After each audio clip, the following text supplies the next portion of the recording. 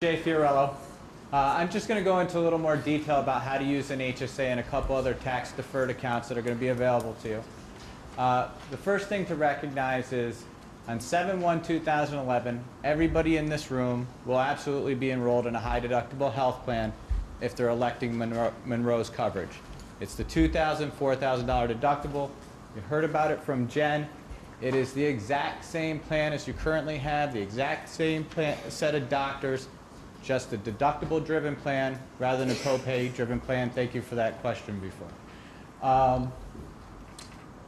You will not need to do anything with regards to enrollment forms with regards to a high-deductible health plan with Cigna. You will automatically be moved from your current copay plan into the high-deductible health plan. The only time you need to make an add or delete or anything along those lines is if you are changing who is going to be covered. If you're dropping a dependent or a spouse, if you're adding a dependent or a spouse, then you have to go through the normal procedure from every 7/1 of adding or deleting a dependent. This will be provided to you, these add-delete forms, if you need them. Most of you probably will not. They'll be part of your open enrollment packet. You'll be getting an open enrollment packet that goes through all the different benefit options that you potentially have. The purpose of this meeting is really to talk about your high deductible health plan and your HSA. Now, on 7/1, also, you may elect, and I use the word elect to participate in the health savings account that we're setting up alongside your high deductible health plan. The reason I say elect is that it's not going to be automatically set up for you. Okay, it is a bank account, it is a checking account, it has all the requirements of opening up a new checking account that you might do at Chase or Bank America or wherever else you want to go. That's this packet here, okay? The application is pretty extensive. So this is why we're doing two things to help you with the application process. All right, number one is there will be a John Doe copy of the application filled out and placed online for you, so that you can look it up and kind of basically go through, how do I fill out this application, and just put in your information. And that form needs to be submitted back to Denise in HR by May 20th. In addition, around May 20th, and May 17th, Janice Snyder from Newtown Savings Bank will host a few meetings that you can attend, and she will walk you through on a PowerPoint slide exactly how to fill this out. We want those bank accounts open, and we need to have them open no later than 7/1, so we need all the documentation by 5/20 because it takes some time to process the account so that we can start putting in your money. We need to be able to put in at least the nominal amount, and I'll get into that, to start on 7/1 to effectively put the account available for use by the government. To reiterate, though, there are a few people who will not be eligible for an HSA, and we did go through this. To be eligible for an HSA, first of all, you have to be part of a high-deductible health plan, which you all will be, okay? But you cannot be covered by a separate coverage, which is, say, your spouse's dual coverage, which there was a question about before, Medicare Part A or Part B, or a flexible spending account, okay? We will take those folks, and I'm hoping it's very few, at the end and discuss with you exactly what the alternatives are. Most of them are very simple. One person in this room might have a more complex resolution. Okay?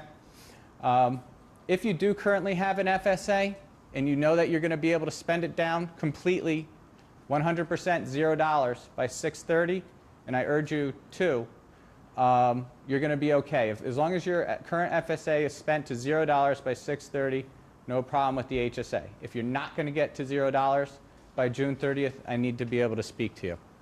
Okay. And zero means zero. So it can't be $1 left in that account. So you may have to spend over to get it down to zero. So you have to have nothing left in the, currently there are about 60 people, I believe it is, that have FSAs, and they're a general purpose FSA. So if you are one of those people and your account balance does not say zero, you need to at least overspend and then be able to go back. And all that means is making sure that you've turned in all your receipts for your co-pays, make sure that you've turned in Everything else, any of the other things, if you wear glasses, get your contacts, get a couple extra pair, things like that that you know you can take and use that money for, but you may have to overspend, but it has to be zero. What she means by overspending is, let's say you have $26 in your FSA right now. You submit a bill for $40. They're going to pay $26. You'll be paying the other $14, but you'll be at zero at that point. That's the medical flex as well? Yes. That's your current medical flexible spending Not the account, dependent care one? Correct. not your dependent care. We can keep dependent care open? Absolutely. The dependent care, as I understand it, though, will, you will have utilized everything by 6:30. You might be still submitting, and you will be able to reopen a new dependent care account for the new year, and we'll get into that as well. Okay. So again, because the account must be open and money must be input by July 1st, I really can't urge you enough to make sure you fill out your applications and get them back to HR by May 20th. Okay? So this is how the contributions are going to work. We've talked a lot about the 75% that the public schools will be providing. Once we have all the paperwork and that account is squared away, on 7/1, there'll be a nominal $25 placed into the account. This effectively, again, opens this account for usage starting 7/1 in the government's eyes. After that, you're scheduled each year to receive 50% of the pledged funds from Monroe Public School, 50% on 9/1 and 50% on 2/1. So in this case, if you are a single, you will be getting a total of $25 on 7/1, $725 on 9/1, and the remaining $750 on 2/1. That's how the money goes in. And obviously, if you're a family, it's $25 on 7/1, it is $1475 on 9/1, and it is $1,500 on 2/1. Okay, everybody clear on how the money goes in? Okay. So, you'll be receiving either $1,500 or $3,000, depending on if you're a single or a family. We've also heard terms today about, well, the federal government maximum for a single is $3,050 for a single, or $6,150 for a family. So why might I want to put in more than the board's already giving me? And that's pretty simple. First of all, if you're, we'll use single examples. Is everybody okay with that, or family examples? Single examples. We're going with single examples. First one I heard. Okay. You have a $2,000 deductible. You're going to get $1,500 placed in your HSA account by the board. Obviously, if you know you're going to have significant claims costs, that you're going to have a surgery this year, that you're on expensive medication, something like that, you know you're going to run over $2,000. So you would certainly want to place at least $500 into your account to cover the gap between the $1,500 the board's giving you and the $2,000 that is your actual deductible. As long as you're staying in network at that point, you're going to be 100% covered. So you do not need to place any more money in your HSA.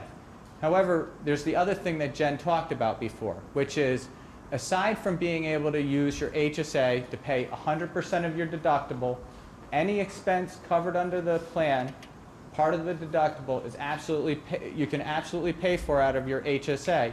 You can also pay for the over-the-counter items that Jen was discussing, as long as you have that prescription from the doctor, as well as your vision and your dental. And this gets to the other question before. Your dental plan, 100% will not be changing. And the vision plan, which is where you get the reimbursement for the eye refraction, that portion is not changing as well.